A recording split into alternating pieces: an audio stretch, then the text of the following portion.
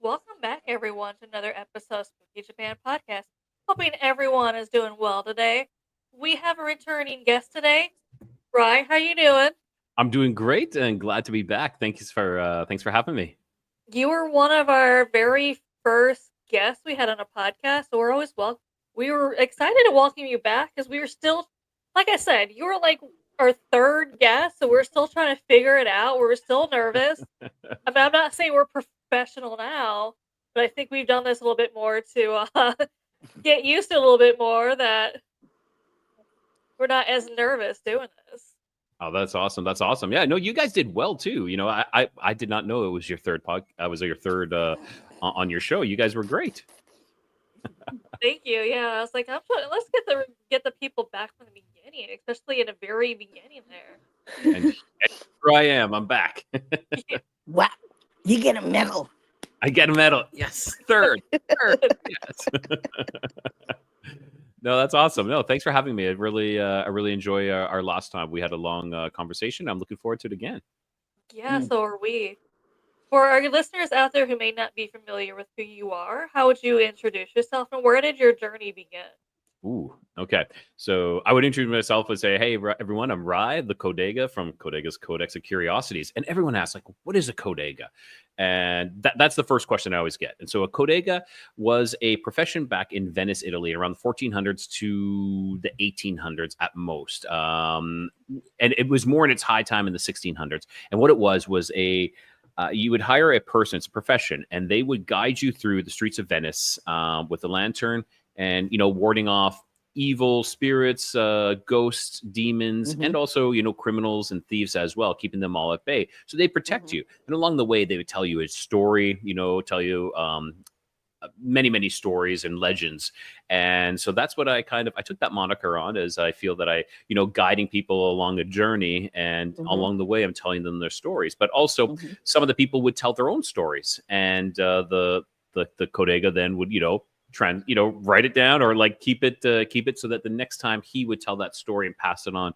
So I feel like I'm a modern day storyteller of sorts, but I'm also that interviewer who interviews everyone. And my show, is all about everything. I'm sure you guys do too, paranormal. I do a wide range of like paranormal, cryptids, UFO, alien abductions, ancient lost history, such as like the Nephilim and Atlantis, and even some other fringe topics that I know are controversial, such as flat Earth, and that episode releases today. So that one's gonna, I feel that's gonna stir some feathers. Everybody else, they're open to a lot of things, but that one is kind of like the one that causes a lot of issues. And then how I got into this, well, I had a lot of experiences all my life, and it was because of those experiences that I kind of took the path that I took. And and I've always been drawn to these sort of genre, these sort of stories. And I call them stories, even though a lot of people think stories now are just make up believe kind of thing, but they're not. That's how we used to pass down our history, was through stories. So that's what I go with. As I have a lot of stories, and with these stories, it caused me to look further, look deeper into these. And I wanted to hear other people's experiences, other people's stories, and then also to see if there's any similarities, any crossovers, because whenever you have an experience or something like that, you question your reality. You question what is actually going on. Is this real? And sometimes for confirmation, you look for other people who've had similar experiences. And that's what I'm out there doing, is looking for people who've had similar experiences. And now I'm giving people a platform to come forward with their experiences and maybe connect with someone else who's had, these other experiences that they can relate to, and they can feel that, okay, I'm not alone. I'm not crazy, because as soon as you post this, like we'll say on Reddit, I use Reddit quite a bit, but when I post to Reddit, half the comments are like, oh, you should go see a doctor. Are you sure you're not, maybe you should go to a mental asylum or something like that. It's crazy. And that is like the typical high school response that you're expecting back in high school or junior high. But now that we're adults, I've gotten past the point of like, that really doesn't faze me anymore. I'm like, oh, whatever, because I know my truth and I know what I've experienced. And I want people to know that the platform that I give them is exactly that. It's a place that they can express their truth, even though, as crazy as it sounds, we've all had those crazy experiences. That's how we feel here in Japan. That's Mhm. also why we started Spooky Japan podcast. Is here it's not a safe subject to be into, so that's why we're kind of doing this. Be like, hey, it's your safe place if you wanna. If you can't, for whatever reason, in your own Mhm. personal life, can't come forward and be like, I'm into the paranormal, or even I saw something paranormal. Where like in Yeah. Japan, it's a taboo thing, Yeah. and it's one of those things where haunted places they don't they don't open it to like investigators. We don't actually have paranormal teams here in Japan. No. If something is haunted, they will lock it up because they're like, well, what if we disturb this ghost? What if someone makes it angry? What do we do? Yeah. There is no one here to, cleanse the place or anything like Hmm. that. Yeah. There is, we don't have anyone here that's considered a demonologist Mhm. that can come and help you. And Irene can tell you. I mean, if you feel like something is haunted in your home, you're on your own. Yeah. Bye Wow. bye. Like, yeah. Have fun. Have at it. See ya. But what's Yeah. funny is Yeah. some people are just like, well, you guys have people who write books and all those other things with urban legends of Japan. I'm like, the funny thing is, we have both on our Mhm. own contacted these people, Yeah. and they don't consider them telling the stories of urban legends of Japan part paranormal. To them, it's just storytelling, and they think it's just like you said, it's just a story. Hmm. Mhm. To them, it's just a life lesson. So that's what they consider it. They look at us and like, yeah, I'm not dealing with you guys into the paranormal. You guys are crazy. Yeah. And they want absolutely nothing to do with us at Mhm. all. No. And they either will just be like, I don't want to do anything. You guys are crazy. I don't want to be involved in anything paranormal. Yeah, tell urban legends, but they're just stories. Hmm. I In, get laughed at. I go, Yeah, or they just get laughed at. yeah. uh, yeah, that definitely is like that high school. That's like that high school mentality. It's kind of like, yeah, we're because there's so many people that are kind of like there. But I'm sure there is people who actually believe what you guys believe and want to do that, but they're terrified. They're afraid that they're going to be laughed at exactly like you. And it Yeah. takes it's brave to step forward and to be that person to put your face out there. Put yourself out there, Yeah. and I think that's like for me in North America, it's easier because this is becoming more and more acceptable. Mhm. But for you guys, that's quite brave to do that because it really appears that you're standing alone. I'm sure there's a lot of closet supporters, but that's about it. Yeah. Well, Well, I mean, if you do find any videos you of know. anyone trying to go anywhere haunted, they're behind a camera so you don't ever see their face, Hmm. or they blur their face out, or they're wearing a mask. And obviously their username is it's something Something not even random. related to their name. If you reach out to them, they won't respond just because they're like, I don't want my identity out there. Hmm. Also, uh, when it comes to being out there and showing our faces, yeah, we're there, we're showing our faces, but we don't really tell anybody what we do. Still, we just don't. It's Yeah. just not something you want to say, hey guys, this is what I did. They go, well, look, you I what? talk to ghosts. Yes. You what? I go, yeah. They go, ooh, that's creepy. You need to see a psychiatrist. I said, Yes. I know, I'm Looney Tunes already. I don't need to see a psychiatrist. That's what I used to say. I'm Looney Tunes already, so I don't need to see one. I think we're all a little bit crazy, and we just choose to. Some people just choose to ignore it and not embrace it. Um, what I was like, I live here in Mexico now, and Hmm. the society here is a little more accepting. It's kind of like, of course, they don't come out and start talking about it, No, but as soon as you do, then the they will. doors open. Oh, Yeah. yes, And they'll say, everybody hey, has I'll show experiences. you a place, this and that and that. Yeah. Yes. It's, I think, I don't think there's not too much stigmatism about that, right? Yeah. But you find that you're more acceptable you know, mm, there are some people who do believe it here, and there's some people who don't. There's some people that say, "You stand here, I'll stand over there." Good, we're Mhm. good. Like, Yeah. he said, So okay. that's how they are around me. Ugh, Yeah, yeah, and that's too me bad. too, That is too bad. You know, it's kind of and me too. like here, if I start talking about it, then people just kind of start to congregate, and then they start to tell their stories, and you know, like and I would say everybody I've talked to has had a story. Hmm. Everyone. And like Hmm. one of the most common things here in this part of Mexico is these creatures called aluches. And aluches are small little beings like Hmm. duendes, or you know, and it's, I would say you can't throw a stone without hitting someone who's had their own, not like, oh, my sister had this experience, or oh, my friend of a friend have experience. No, it's kind of like, I had this experience. Oh, I had Hmm. this and I had that. And Hmm. yeah, there was, and I'm not sure if I talked to you, if I told you about my own experience. Like I don't know what this was. This is one of those experiences that I'd have no idea what it was. Hmm. Yeah, so it's like my experience that I've had. I was working out on my father-in-law's land, and I was stripping some bark off some trees with my machete, Hmm. and I was off by myself, and my father-in-law and his helper were working in another area of the land, and I could hear voices on the wind, you know, and Hmm. we're in land, but we're not like a ways away out of like the city or something like that. But I could hear these voices, and they were coming from this tree. So I Hmm. go to this tree, which is right near me, and I'm looking up, and I can hear them above me. I can hear these voices above me, and I can't make out what language they're speaking, but I can hear something that's like whispering, like kind of like this kind of thing. So I was like, what is that? So I call out in English, I call it in Spanish, and no answer, no nothing.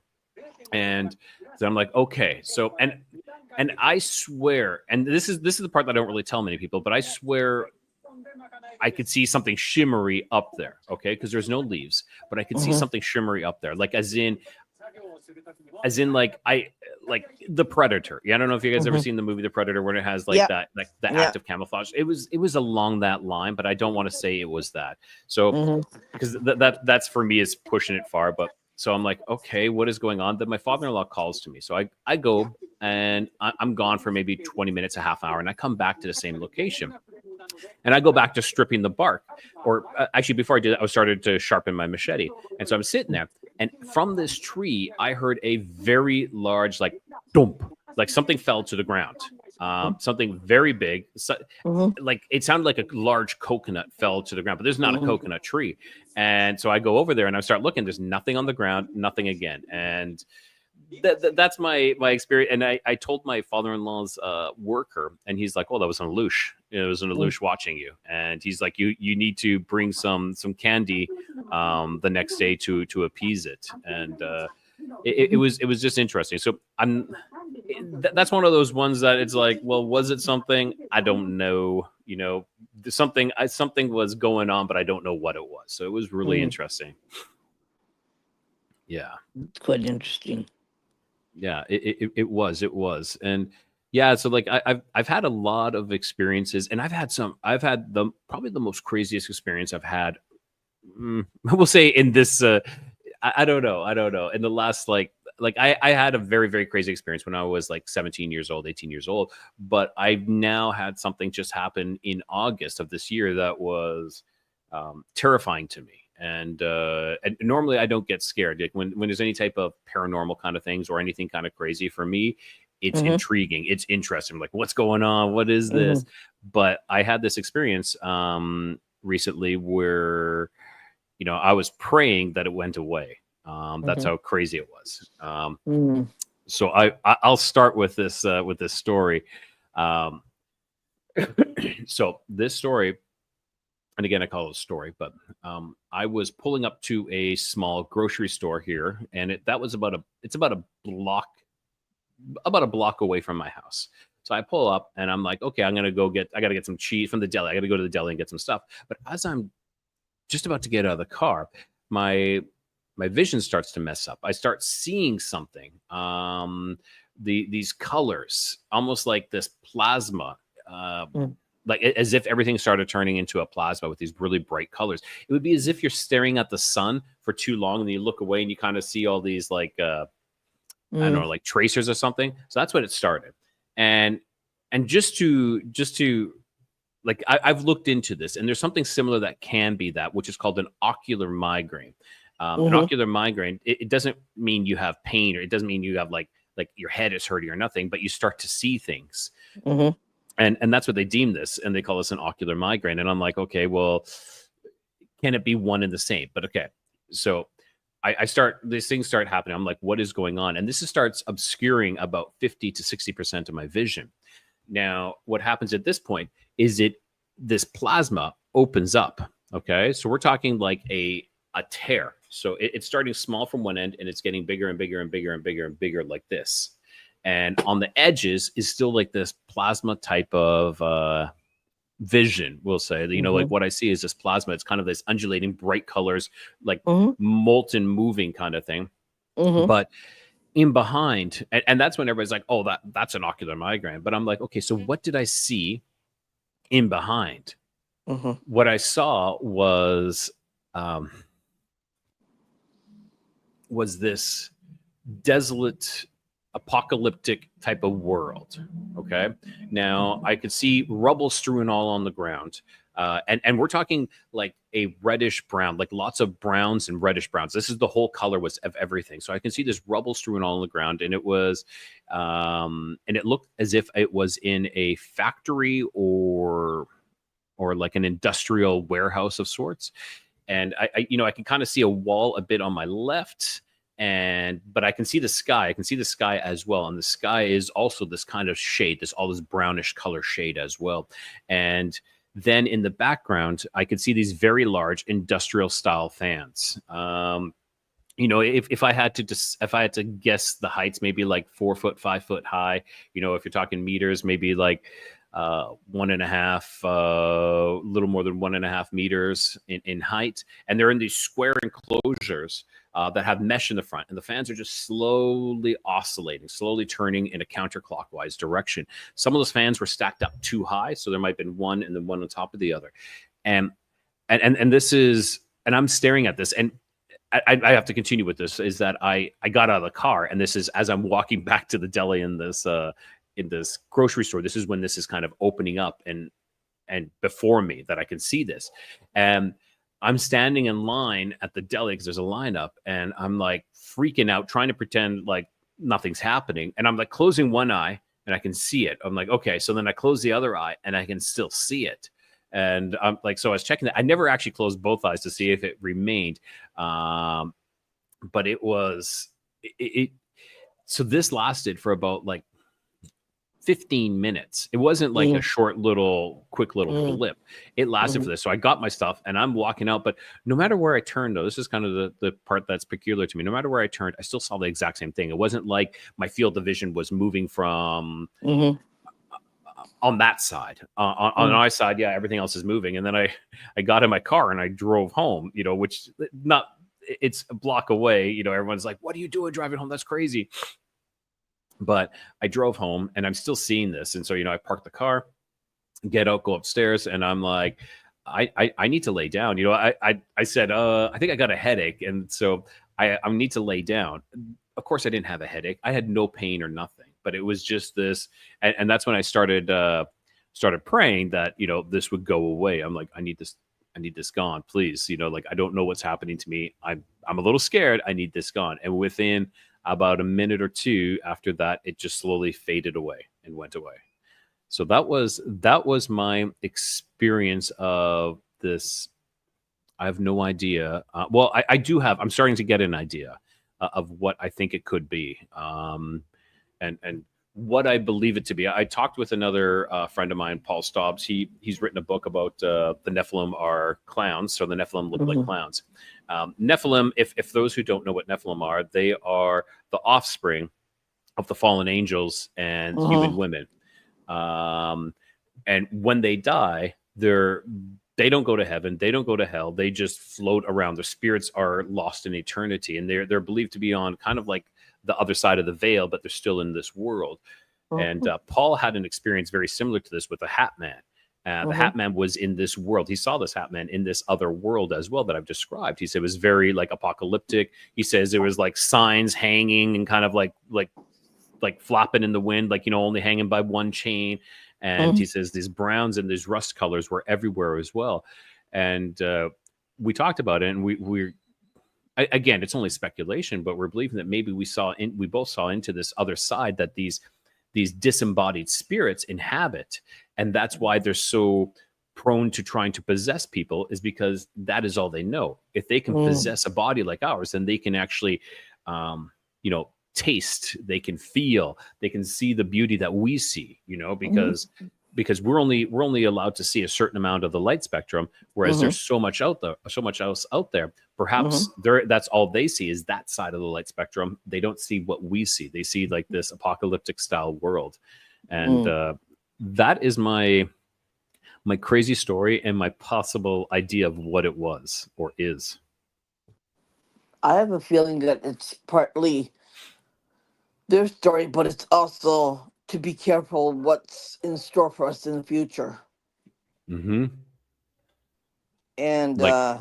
if you're not careful, if you don't screw it up, this is what could happen to everybody. It's true, kind of like the Terminator kind of apocalyptic style world, where it's kind of like, so you're seeing the future of what could be. It's not yet, but what it could be. So be careful. Yeah. It's almost like a warning.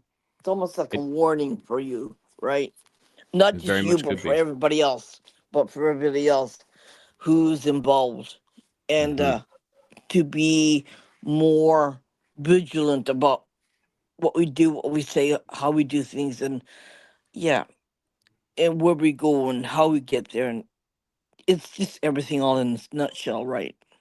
I agree. And I feel like a problem that we're faced with in this world today is that everybody's looking for a savior. Everybody's looking for someone else to do something for them and to save them, while we all sit back on our butts, and like, okay, maybe if we elect this president or if we elect that president, they're going to save us. That person's going to be our holy grail. I'm going to get something from it. Like, he's gonna give me this, he's gonna give me that, and we're all gonna be rich, and we're all gonna be happy, we're all gonna be able to have a party and whatever, right? No, it doesn't work like that. I'm sorry, it doesn't work like that. No, we have to get off our butts and go and make things happen for ourselves. You have to do. If you want something, you have to go out there and you have to do it yourself, and you have to make sure that you do it right, not just do it, but do it right too. So it's all up to you, not anybody else. If you want something, you have to do it yourself and make sure you work very damn hard and make sure you do the right thing, and maybe, just maybe, you might get something out of it. Just maybe, right? Yes. But you can't rely on anybody else. Because you can't eat, or you can't buy this, or you can't buy this, or you can't buy that. And if everything's get closed off, then everyone's gonna be good. Like, no, I'm sorry. You can't kick people out, or you can't do this, you can't do that, or we're gonna put tariffs on everything. You kidding, right? The economy relies on give and take. It's that give and take. Yeah. I read that's exactly it. You can't give. You can't take, and not give a little. So it doesn't work like that. The world doesn't work like that. Nobody works like that. No, I think we need to find a balance, and and I look at like the ideologies of both, and I don't like talking politics, but the ideologies of both political parties. If we actually just mesh them together, I think we come out pretty good. It's kind of like, let's get together and work together. Enough of this divisiveness, which I think is what's destroying our world. Is it's you against you, and then even if you have like the left and the right, even within the left and the right, there's still this divisiveness within those groups as well, and it's all about the separation, and that's like that's the most horrible thing is us being separated. That's what they did to us, like Yeah. 4 years ago. The last 4 Yeah. years was about separating us and Yeah. causing us to not be together. It's when we come together as a unity and as a Yeah. whole that we're Yeah. able to make this happen. I don't think it was vertigo. No, No. this was No. not vertigo. No, it wasn't like that at all. And you know what I think? You know what I usually say? I used to say, okay, have them all together, put them in the rocket, sit into space, have one bologna sandwich, and they have to share one bologna sandwich. If they don't know how to share that bologna sandwich, they can't come back to Earth again. That's my theory. And then everyone says, you know what? That's a good one. I said, yep, but I doubt they're gonna do it. Anytime I hear the whole theory that they're trying to do, something's going to happen where they're going to try and manipulate everything for one world order. I'm like, that's never going to work because everyone's going to want to be the leader of it. I'm like, there's no way. No. So Like it's never worked. I agree with you. Like I think it will start out like that, but then there'll be so much like we're like, yes, that's what we're gonna do. But then it's like, yeah, exactly. It's the greed of like we'll say of the dark side that will cause its own downfall. The me theory, right? Yeah, exactly. What is that? Mothman, Dogman, Owlman, Frogman, Otterman, Lizardman, Hatman, Thin Man, Grinny Man, Fat Man, Bald Man, Bearded Man, all the same. Is it how we perceive? So I have a good friend of mine, Brad Lale from the Awaken podcast, and he talks about, so if we talk about like these kind of creatures coming through, he talks about plasma portals. Okay, he says that everything is plasma, and it's just that we take form and we take shape. So he says that things that, and please forgive me if I'm butchering this, and Brad, if you're listening to this, sorry, man, if I'm butchering this, but he says that when things come through, they take organic material nearby to form themselves. Like let's talk Sasquatch or Bigfoot. What are they? What is the biggest thing they always say about them? How they reek and how they smell. So perhaps when they come into these forests, they're taking these decaying, dead, dying materials to form themselves after they come out of these plasma portals. And I'm not in the camp of their flesh and blood, and I'm not in the camp of they're totally woo. I actually believe they're kind of like a mixture of it all. So perhaps they're forming themselves. They come through these sky portals, and I mean these sky portals. Sorry, sky naked. Through these portals, and they're forming themselves. They're taking shape. And I did have a guest on where he talked about seeing a portal open up and a plasma type UFO come through this portal and then take shape and then fly away.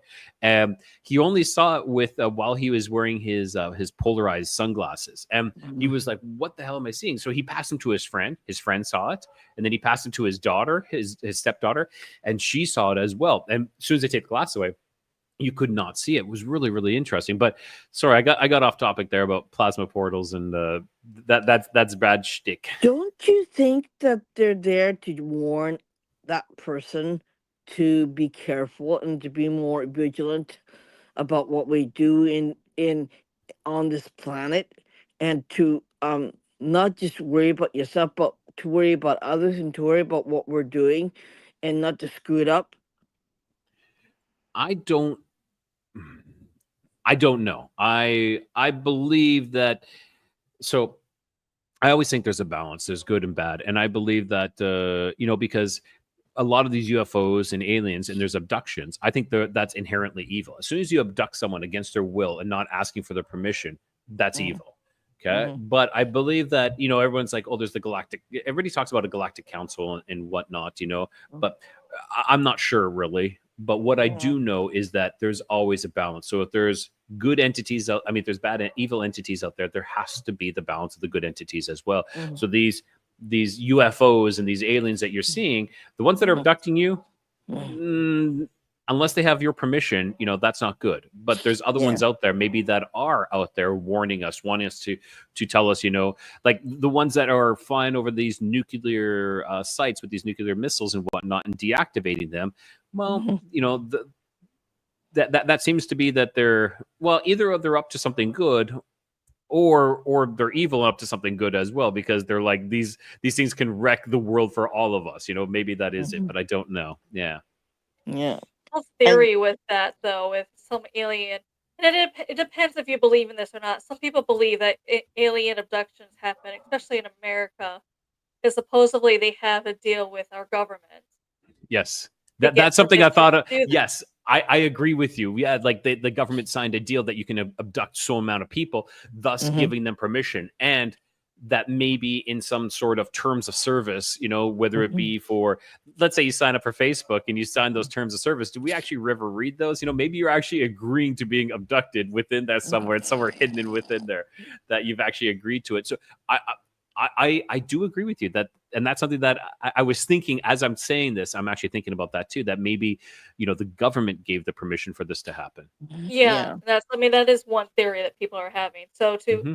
the aliens, they're not doing anything wrong. It's like, well, I have your leader's permission to do this to you. Yeah. Like even airplanes of people, like commercial airlines, right? And like there's an airplane that disappeared, right?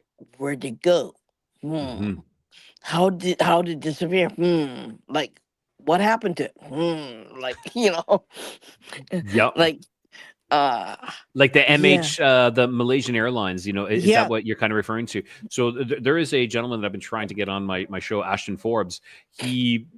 He's kind of blowing up now recently, so I don't think that's going to happen because he literally was on Candace Owens show. He was on some big name podcast, and he talks about the MH370 where he has enough proof that it was abducted. It was transported away. He doesn't think it was actually aliens, but he believed it was some future far tech that was done. Maybe alien tech Or that we or used. even a portal. Or even a portal Well, no, that it no, went. that's exactly. He believes that we have the ability to create a portal. He actually believes that they portaled the plane away and moved it to a different location. Um, Yeah. yeah, there was a lot of reasons for that. There was a lot of people on the plane that were of high value.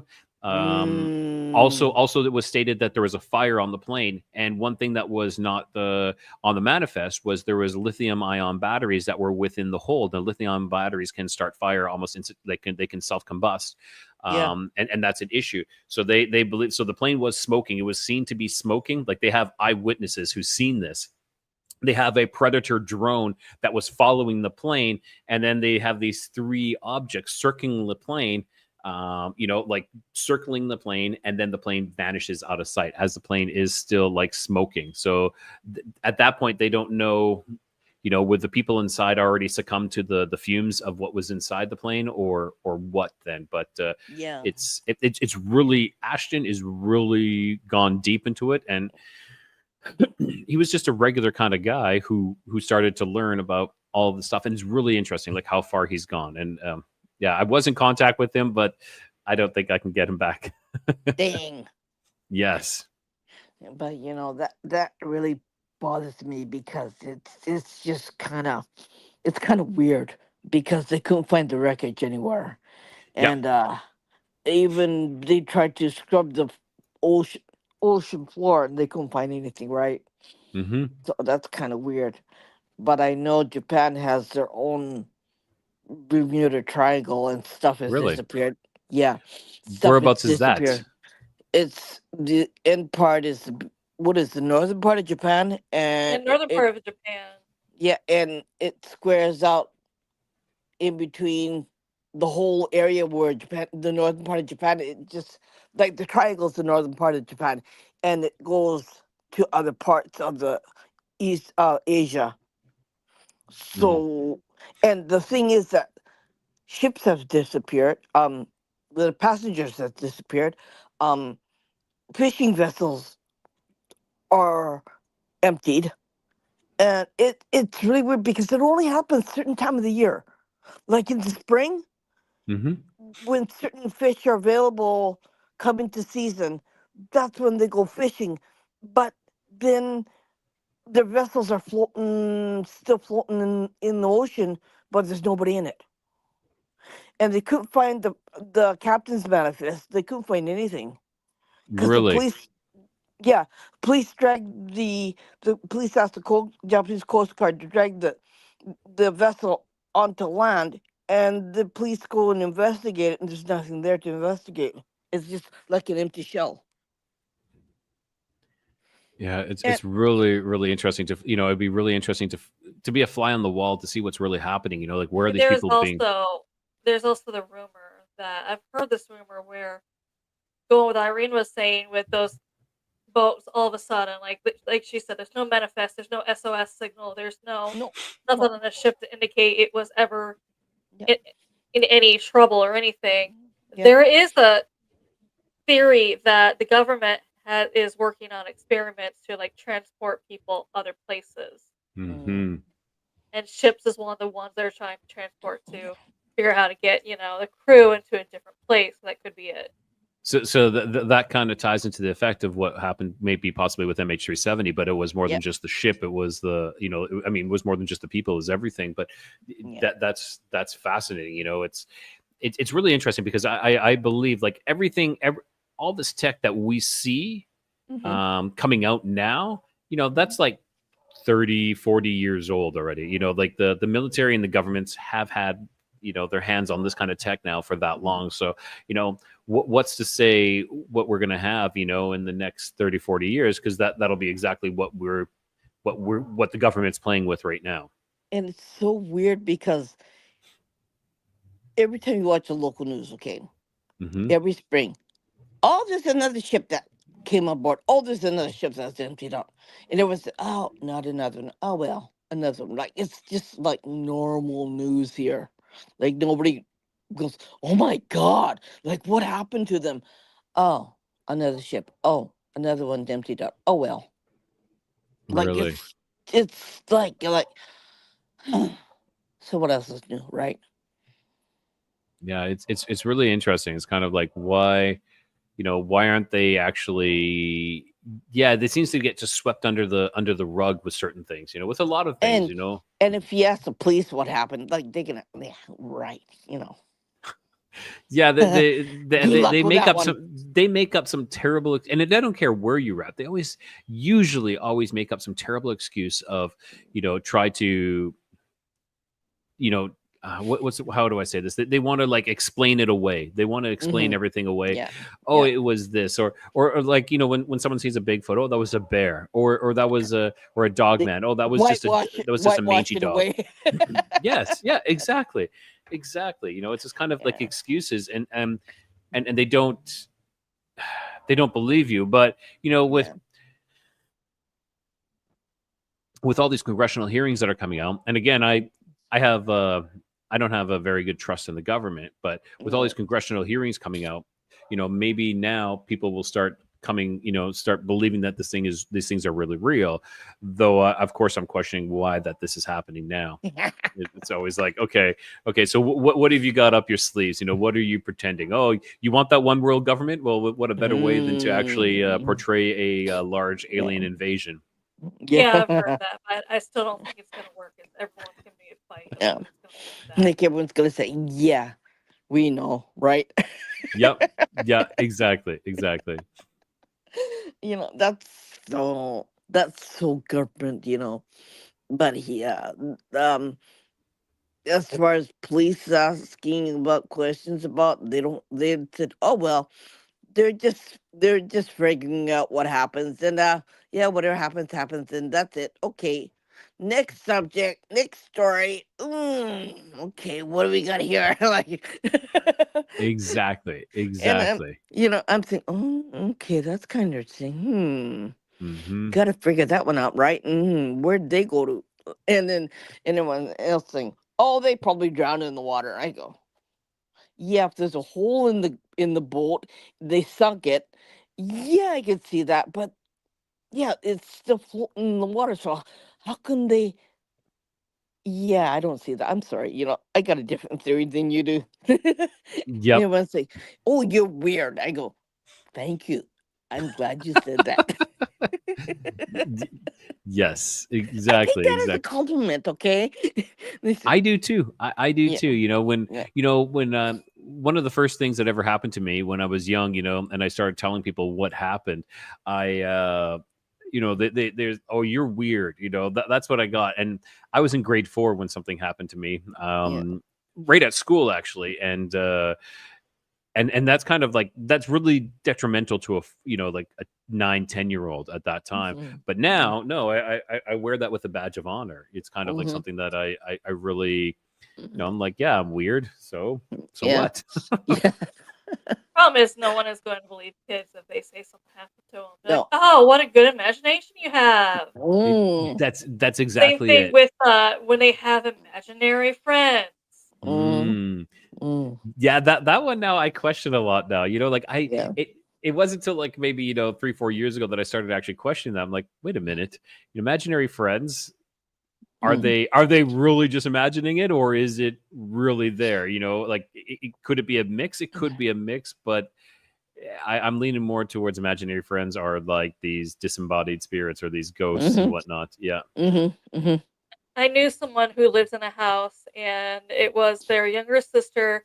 They thought had this imaginary friend, and she would try to tell anytime something weird would happen or something would break, she'd be Mhm. like, "Oh, it's an imaginary friend," and they're like, "Yeah, okay." She's blaming the imaginary friend or what active imagination she has, and she always tell us imaginary friend. Then some days they'd ask about her, and they'd be like, "She doesn't want me telling you guys about her anymore." And they never believed she was real. So one day they took a picture and they saw what looked like her. They saw in a background what looked like an apparition, and it was exactly as a little kid that she described as her imaginary friend. So they're like, "Wait, is this Whoa. not really imaginary? Is this Mm. is it What really is it? there?" Yeah. Yeah, there's that's crazy. That's crazy. Yeah, that you can act. That's like, no, that's my imaginary friend. What? We actually see something. That's a little Yeah. Yeah. crazy. Yeah. That's interesting. Yeah, my experience that I had when I'm not sure if I told you about this one when I was on last, but like I said, I was in grade 4. I was running a race. It was this thing called Canada Fitness Challenge, and what it was that you had a bunch of these challenges that you had to complete to try obtaining this excellence badge, or gold, or silver, or bronze. Mm. And of course, I always wanted to get the excellence. I usually always got gold, but I always wanted the excellence. And I was running this race, and I knew I had to speed up a little bit because the group of the faster kids were in front of me, and I'm like just in front of me. I'm like, I need to go faster. We're getting close to the end. So at that point, then I pushed myself beyond what I had ever done before. And Mm. when I did that, that's when my spirit I shot out of my body. I astral project out of my body. Mm. And I was about 15, 20 feet in the air, looking down at everybody running. Mm.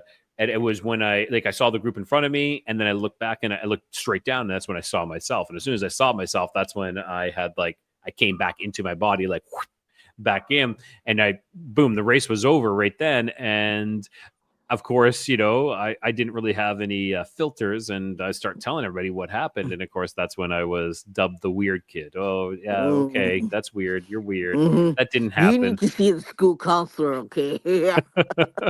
Yeah, right. Yeah, And then you'd say, "Oh, like hell, I will." exactly. And and I'm thinking it was around that time that I was being. That's when I started having these people come in and give me these tests, these IQ Mhm. tests and whatnot, and I had to perform. Mhm. I had to go into a special room and do these um, special things, and I that had the was. same problem. I did the same thing. Hmm. I think Mm, they found those. Okay. yeah, yeah. That's interesting. That's really Yeah, interesting. Yeah. Hmm. but I guess I was deemed weird. I guess. Oh well. I love that name. I love that word. I'm Yeah. weird. I love it. So beat Exactly. me, right?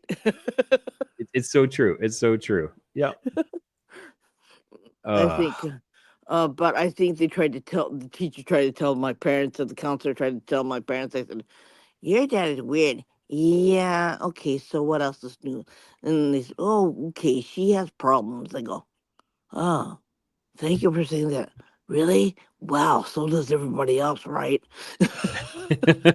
yeah, exactly. Yeah, we You all tried, have these. You're trying to normalize people, right? Making sure they all fit in the same square.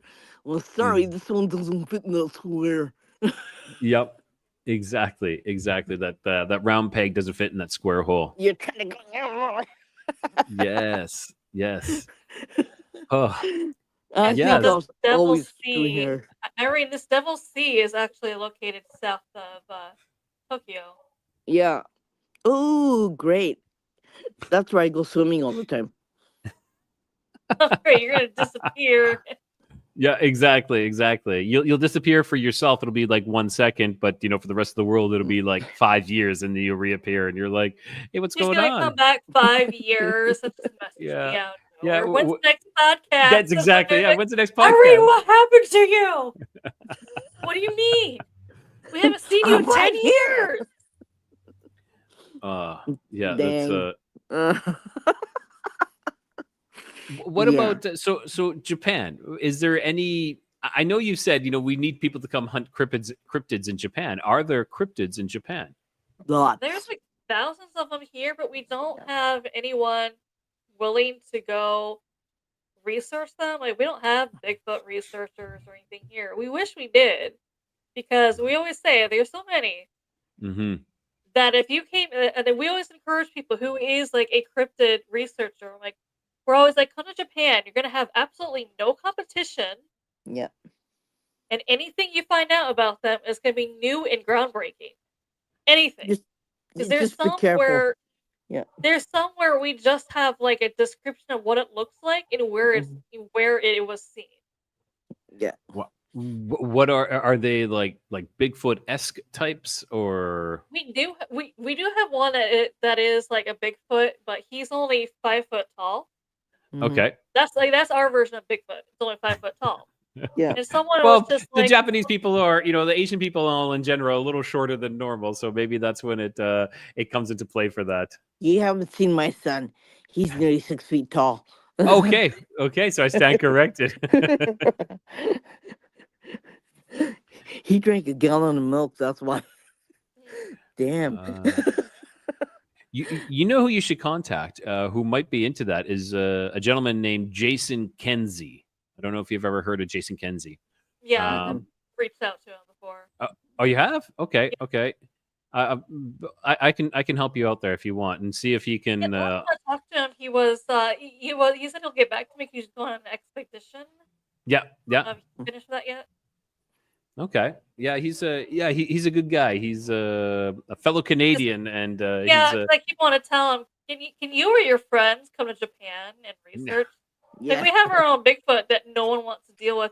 The other thing that we know about our Bigfoot, besides being 5 foot tall, is that he smells like rotten flesh. Yummy. Yeah, and that's how you know where he's kind of around. Yeah. Just to Interesting. make sure that you don't get caught by the Yuki-onna, which is the winter snow woman, because she'll come in, she'll take you and say, do you think I'm beautiful? Yes, you are beautiful. Okay, you're gonna come with me? I go, no, but you're gonna come with me anyways. I'm gonna take you. Basically, if you come to Japan and you see a Yeah. beautiful Japanese woman, this is them telling you, come here. In America or whatever you do, like, yeah, come here. Yeah. Here. They Yeah, do, like that. You Yeah. see a beautiful woman doing that to you, walk the other way, because more than Yeah. likely to trying to lure Run. you to wherever she wants you.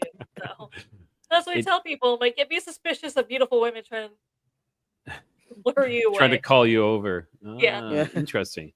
It's walk away. They are in the forest. They usually wear a white kimono, all white, because when you wear white, it means that people who funerals, they all wear white. The dead person always wears white, and everyone else was black, right? Mm-hmm. So they were white. White meaning you become pure again. You become whole again. You become like God. So you're pure, and when you go to heaven, you wear white. So yeah, that's what it means. So you Okay. become a goddess or something like that. So Does ghost storytelling from? I don't know where she's based out of. She might be a great guest for you. Oh, fair enough. Fair enough. I should look into Daisy Maria. mm, there's Yeah. Sorry. Yeah. There's the story about people all wearing white and like beautiful women calling to people to come. It seems to be kind of like a universal type kind of thing, like I know in many countries they have like that kind of legend is that there's the lady in white who is calling people to their death, and it's yeah, yeah. yeah. I've heard that story. It's another way. The only other way that you wear white is if you want to put a curse on. I Really? hate seeing. Yeah, you wear white. Mean that you give up whatever you desires, your wants. You give Mm-hmm. that up, and when you give it up, it means that you're offering it to whomever that would and find saying bye bye. Yeah. Yeah, That's interesting that it's white and yeah. It's kind of freaky, you know. No, nobody talks about it in this country because it's like, you don't talk about this. Why not? Because you can't talk about it. Oh, okay. So I just talked about it, right? But I don't give a hoot. I'm going to talk about whatever I want to talk about. I'm not going to have anything tell me that you can't talk about it, right? Yeah. It's just an old legend, but like an old wives' tale. But you know what, old wives' tale, like 90% of it, yeah. yeah, exactly like yeah, there's always truth that comes to those Yeah. and whatnot. Yeah, so it's very interesting. As per the question, so like Nuestra Señora de la Santa Muerte is she's that's like the holy death, and Hmm. it's not really a big thing here per se where I'm at, so I can't really like comment on her because I don't know enough. So I do apologize for that. The grandizer. Now, as for your previous question about Daisy Maria, I actually totally forgot. I do follow her, so I do, and I have reached out once, and yeah, it was a long time ago. So maybe I should do that again. Maybe now that I find sometimes that if your channel is small, some people don't even like look at you, and so it's like okay, and so maybe now that Yeah. I'm a little bit bigger, like I had one guy I asked to be on my channel, and he flatly turned me down, and it was specifically because of that, and I'm like, which I find completely rude. Like that's one thing. Oh Yeah. yeah. Yeah, Yeah. like I've been You're on a not lot of big shows enough. where, You're yeah, not big enough. You don't have enough yes. balls to be on our show, so you're not big enough. They go, why not? They want more people listening to them. Yeah. Yes, exactly. And Yeah. like I've gone on shows. I've been asked to come on shows where like I mean, I've asked people like big name people to come on my show, and I've had some of them like very like yeah, for sure, and I never thought in a million years they would come on, and they did, Hmm. and it's like I don't have a big show, and it's like they didn't care, and it's just about spreading the word and Yeah. getting the truth out there, and it's like Yeah. okay, great. And then there's the other ones who are like you know I can't wait till I get to that number that he said. Well, you don't have 10,000. Well, then no, I'm not going to consider it. So I want to message that guy. Whatever, eventually I do hit 10,000. I want to message him like, hey, remember you want to come on my show? No, I don't want you though. I don't want you to come on my show. So Yeah. yeah, exactly. But no, it's all about helping each other out and doing that. But Yeah. yeah, unfortunately, so Grandizer, about your question, I don't know. Like where I'm at, it's not a big thing. If it is, it's quite hidden. Yeah. Yeah, I would say like the Catholic religion is huge here, but Hmm. what's also huge is the spirituality. Like I said, everybody Yeah. believes in ghosts. Like when we just had Day of the Dead here. Hmm. I don't know if you guys know much about that. It's that happens on November 1st and November 2nd. And what it is, Hmm. if anybody's ever seen the movie Coco, it's identical Hmm. to that. That Yeah. portrays it so well. Yeah. It's like the spirits are allowed to come back for the 1st and 2nd of November, and they can partake in like the food and the drink that you put out Yeah. for them, and you Yeah. put out a picture to remember them. Yeah. There is a Similar to that here. We okay. have that where she is. It's the 24th, 25th, and 26th of August. For where I Okay. am, it's the 16th of July. Okay, interesting. That is interesting. You There's a lot you of cultures have that. Yeah. yeah, you go out to the graves at midnight. You clean their graves. Ugh. And you put out food for them.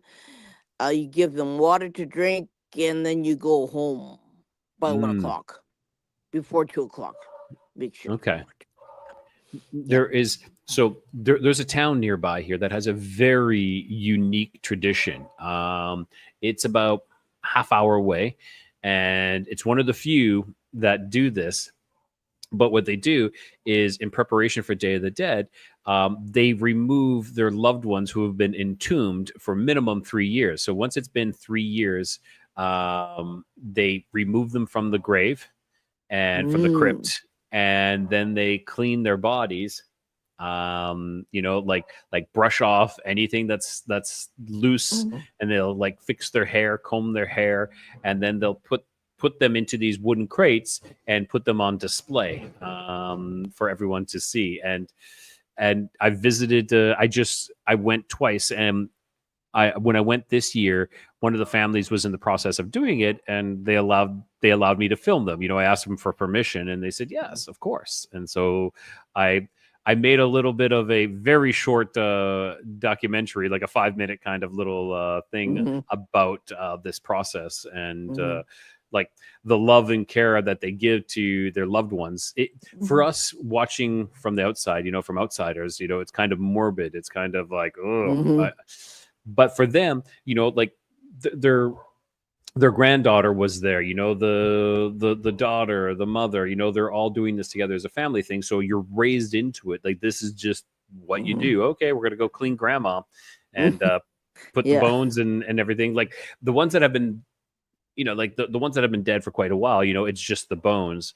But you do, there is like the skin that's still on there, like the dried skin and whatnot. It's Yeah, I don't think I could be the one carrying this thing around like they are. You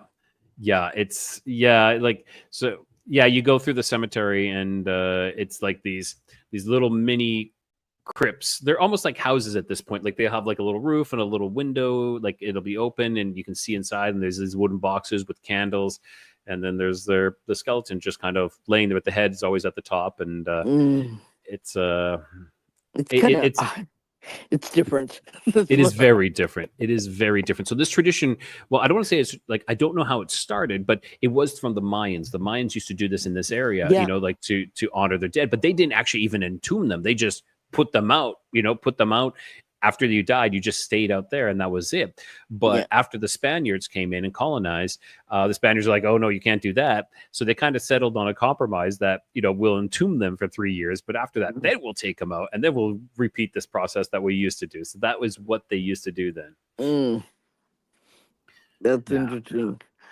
Well, they can't do that here because they're all cremated. Yeah, we have a space issue, so yes. All the families basically share one crypt. One grave. They share one grave. They're not buried underneath the ground. But they're not really buried, I should say, because not underneath the ground. They're on top, and you're cremated down to your bones. Okay. And it's put into a ceramic pot inside of the grave site. Interesting. Pets are the same thing. They do the same thing for your pets. It's a law of the land here now. Everything has to be cremated, even right down to your hamster. You don't have to do that here. I actually, my dog that I had for 15 years, he passed away a couple of years ago, and I had a choice of cremating or burying him, and I decided to bury him actually on my father-in-law's land, and I felt that was the best thing to do. But It's difficult. It's difficult. Yeah. Yeah. Here, you know what?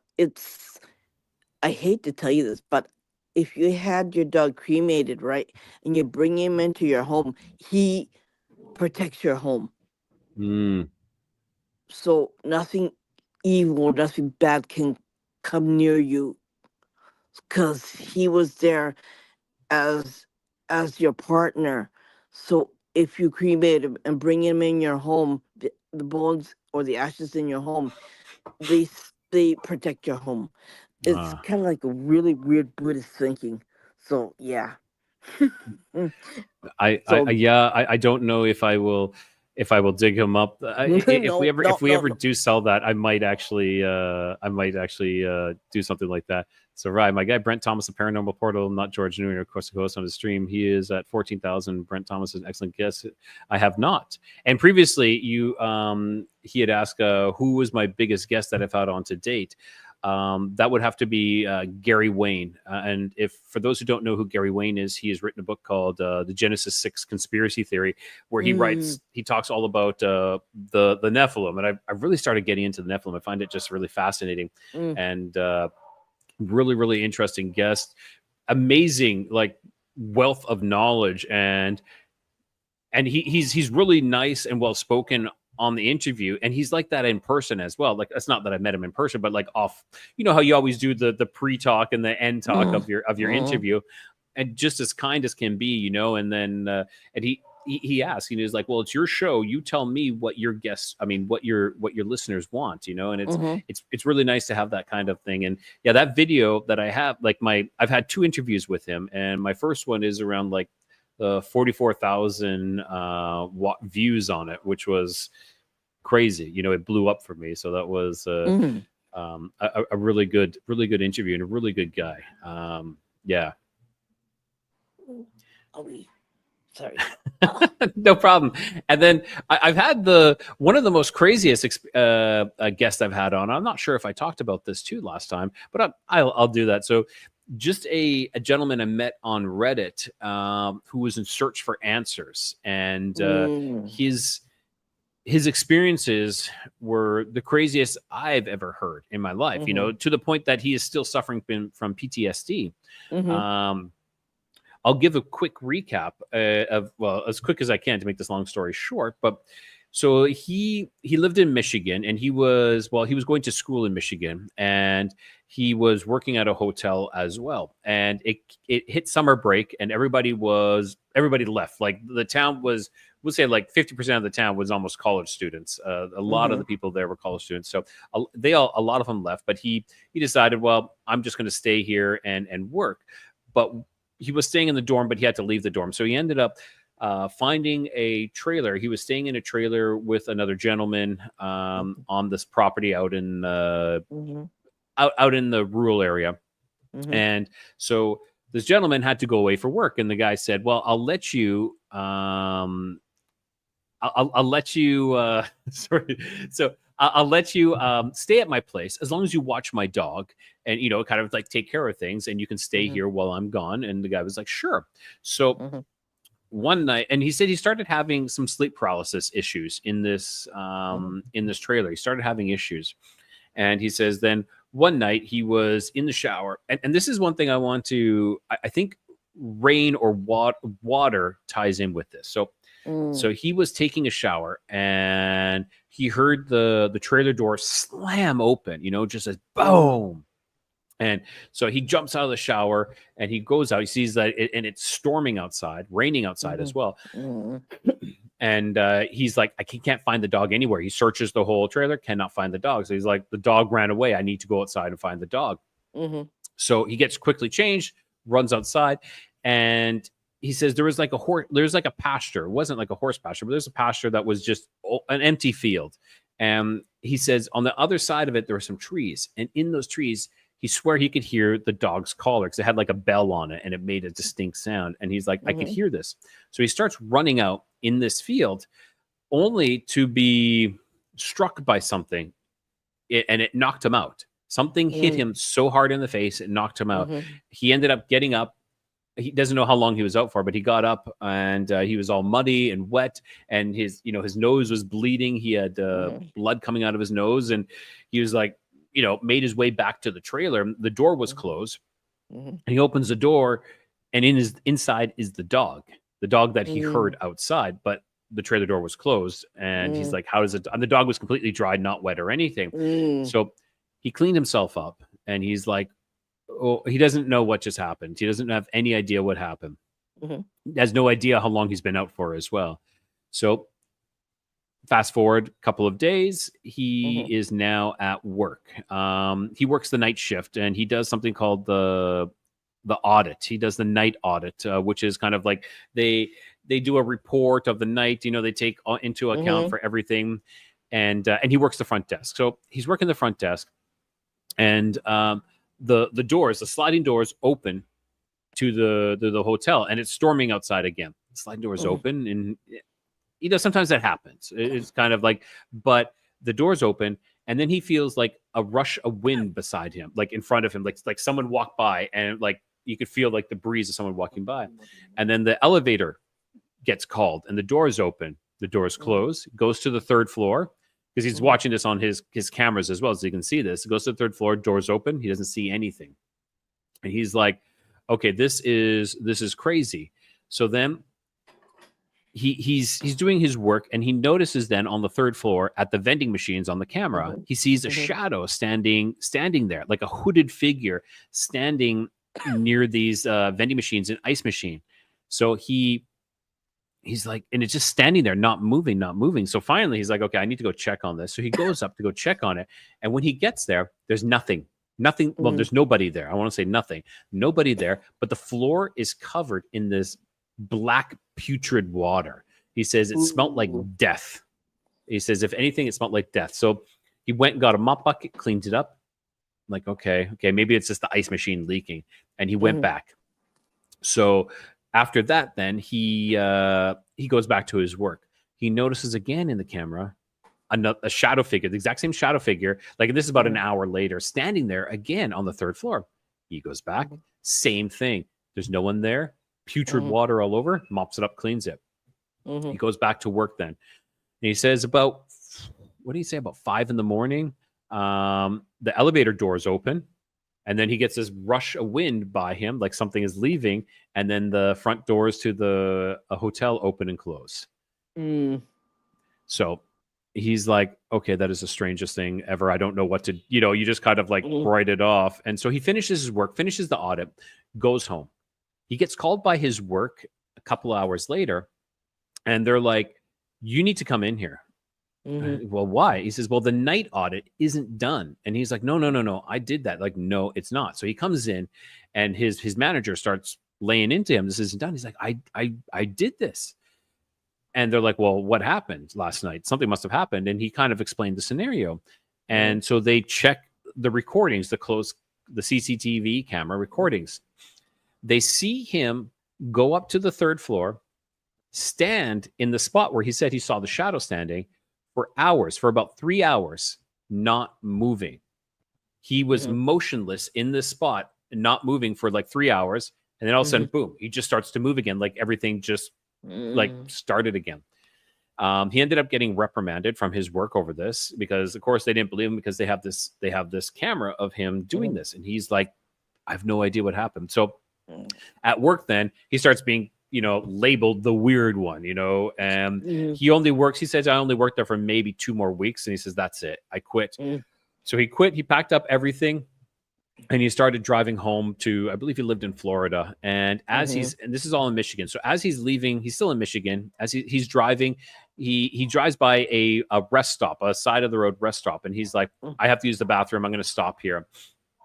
So he stops. He goes to enter into the cabin of sorts, like the building that has this, that'll have like all your your brochures for all the local attractions and everything like that in the bathrooms. So he goes to go in, but this someone in this hooded figure comes like busting out of this area and kind of says, he almost knocks him over. And he's like, what the heck is that? So it's like, whatever.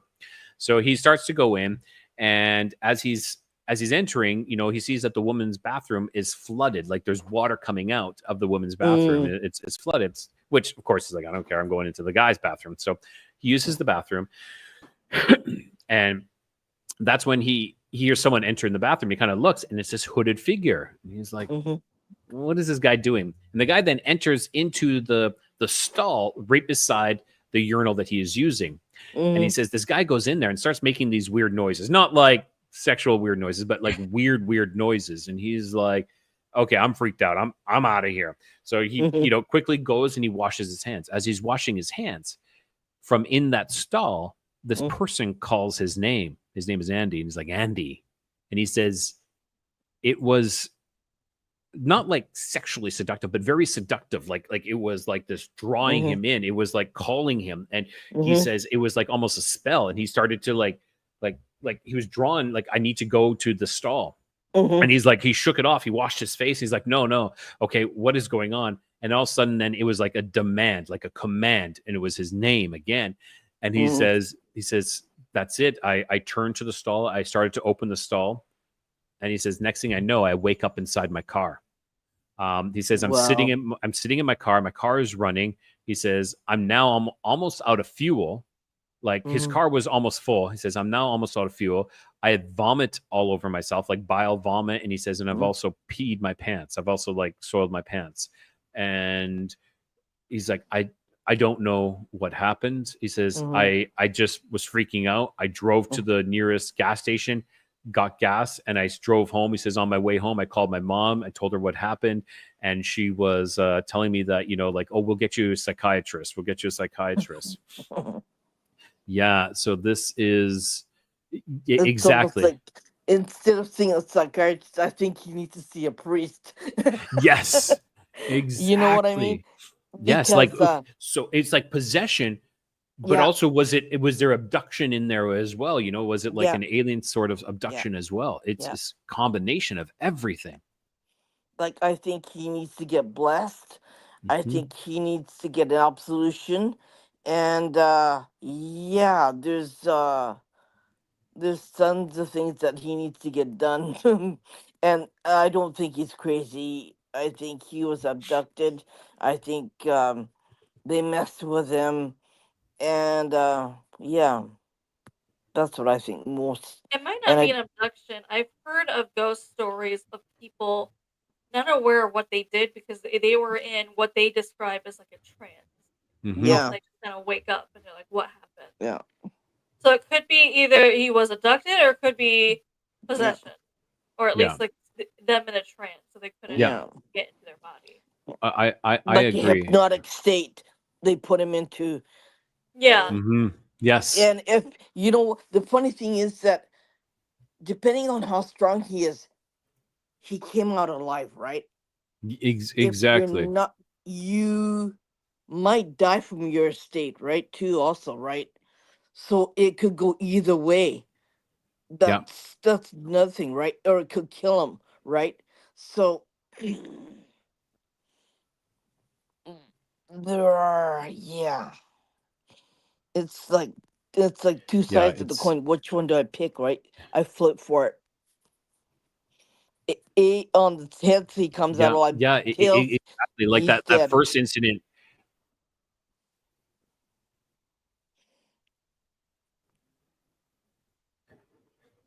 See. Yeah, I think he's having technical difficulties. Sorry, that was me. I think that was my I fixed that. I had something that was open that I just closed down. I know that was but I think that first incident. Oh, can you guys hear me? Yeah. Open the door. I think it opened the door, so he's gonna get it over and over. Yeah, and like over again. it smacked him, and yes, and something of that happened, and I believe that he definitely needs some help. I know him reaching out to me was definitely like he was looking for answers, and unfortunately, I can only speculate what those answers are and tell him what I think he should do. But it's it's affected him to this day. Like when he was Yeah. telling this story to me, he's almost crying when he's telling. This is a grown man, when Yeah. and this is, people are like, oh, that's just a psychiatric thing, or blah blah blah. Like they try to talk it No. away or something like that. I'm like, for it to affect you that much, it's Yeah. something more than what you're saying it is. Like Yeah. like my incident that I had. Everyone's like, oh, not everyone, but some people are like, oh, that's just a dream. You're dreaming that. Well, is it a dream so much that it changes your life so drastically that you Yeah. choose a different course of life, a different path? Yeah. No, that's not a dream. A dream was, like I've had scary dreams, and Yeah. they haven't caused me to do something like that. But his is more like he's gonna keep on seeing it until he stops it himself, unless he makes it stop. And yeah, that takes a hell of a lot of work to do that, because they're gonna keep on It going at does. it, going at it, going at it until you break down, until he breaks down. Yes. And I think Yes. he's there's a fine line where he is right now, Mhm. where he could jump over the edge, or it could take. I hate to say it could take his life too. Well, he's talked about that. Like after that interview, like it was something he didn't want to bring up because, like you said, it's such a fine line. For him to acknowledge it gives it power. And when he does that, instead of actually dealing with it and doing something with it, he gives it Mm, more energy. And after mm, that, he had some incidences, nothing near those ones, but there is some things that are happening, and especially like sleep paralysis, which mm. we Yeah, know that's a form of possession. Which sleep yeah. paralysis though is also tied into. Hmm. I've been talking with another lady, amazing lady, Vicky Joy Anderson. Sleep paralysis to her is tied in with alien abduction. Hmm. Yeah. That they actually impose this fake memory over top of you, or interlay you with this fake memory when in fact you're Hmm. being experimented on, abducted. Hmm. Yeah. Yeah. Yeah, Yeah. that's Question was It, asked before you leave. Is there any places in Mexico that have like known portals open that maybe like people disappear or? well, there's one specific place that I don't know if it's a portal, but it's called Zona de Silencia, with the zone of hmm. silence. It's Hmm. in the state of Puebla. And it's crazy because I was just in Puebla recently and I was like, oh, I'd love to go. And I didn't know that this was in the state of Puebla. I knew it was in central, kind of slightly northern Mexico. And then I found out, I'm like, I was so right by it, but I just didn't have the time to go there. But what it is, it's this place where most electronics don't work, like your phones don't work, radios don't work. And if you go there, it's like a sound dampening area as well. Like if we're talking normally like here, Mhm. and you can hear me perfectly clear, in that scenario it would be like, just like you could barely hear me, I'm trying to talk to you. And Hmm. it just reduces. It's like this heavy kind of heaviness in that area that reduces all this. One of the what year? Oh, the incident. I'm assuming the incident, the Michigan incident. I believe that was 2017. I believe that was 2017. I need to confirm with Andy Hmm. again. He just actually I reached out to him again recently. I like to keep in contact with some of my guests for Mhm. the very reason that like I'm not just here like, oh, thanks, see you later, done with you. Yeah. I want to, there's some, of course, like the people who have written books and have like researchers.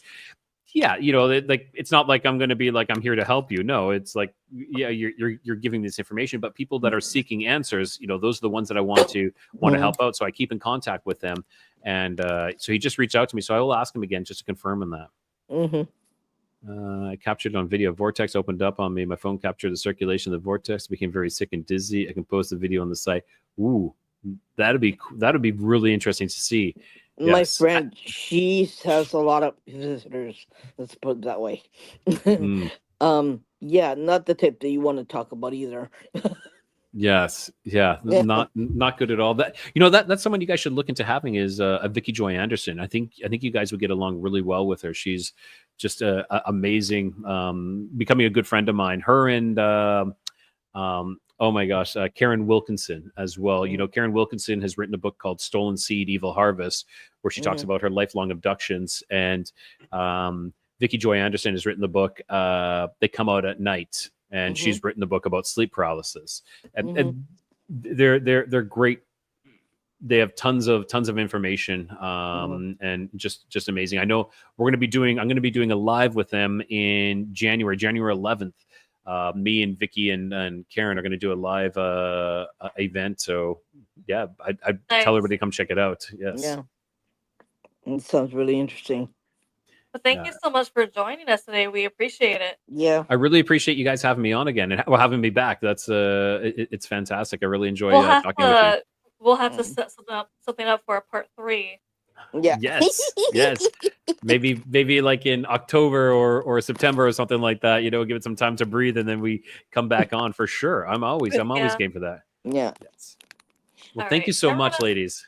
Thank you so much for joining us, and everyone else out there who joined us. Thank you so much for joining us, and we'll see you again next time. Bye for now. Bye. Oh, and just one last thing is, if anybody wants to contact me, you can find me on Facebook at Rye Voss, and then you can find my my channel is on every place. Codegas, Codex of Curiosities. So Laura, I see that Laura just sent me a message. Rye Voss, look me up on Facebook. I'm easy to find. Thank you again, ladies, so much. Thank you so much. Thank you. Bye. Bye everyone for Bye. now. We'll see you next time.